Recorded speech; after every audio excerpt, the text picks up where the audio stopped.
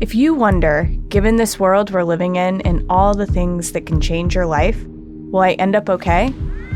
The answer can easily be yes. You have more control over your future self than you might think.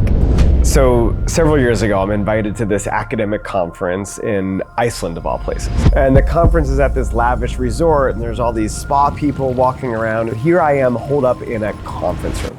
And so the first speaker, this brilliant Professor L.A. Paul, she gets up, and I'm admittedly a little dialed out. I'm looking at the windows, and she says, "Imagine that you had a one-time only chance to become a vampire."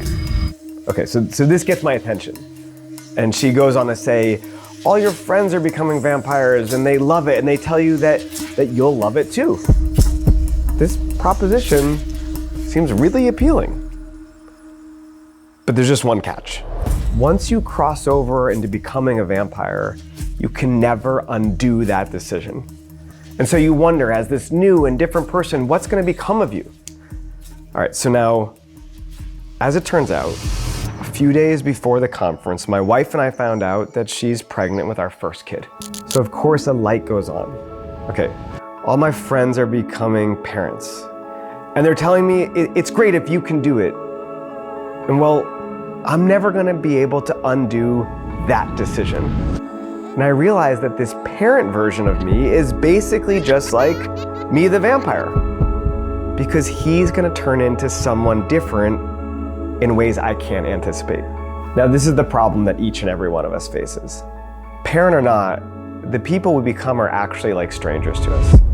So why is that important? Well, because at the top of our list, we want our future selves to be happier and better than who we are now.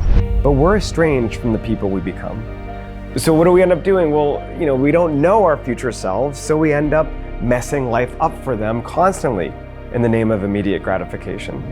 Like, have you ever wanted to be healthier, but you find yourself snacking in front of the pantry late at night, or you say you want to save more money, but it's just so easy to splurge right now?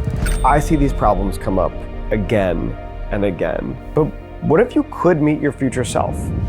Would that change anything? There'd be so much I'd want to know. Like, are my kids happy? Are my wife and I healthy? Knowing what I've learned from my research, he'd probably say, so your kids, they're adults now, they're happy, but it can get complicated. Your wife, she's healthy, but you should probably start listening to your doctor when he tells you to watch your cholesterol. So in my research, I actually put people in front of a virtual mirror that would bring them face to face with their older selves. And what did we discover? Well, as a starter, they ended up saving more for the future. Now, this was just one of my discoveries, but really there's a larger lesson here. To make decisions today that create a happier and healthier tomorrow, you have to close the gap between the current you and the future you.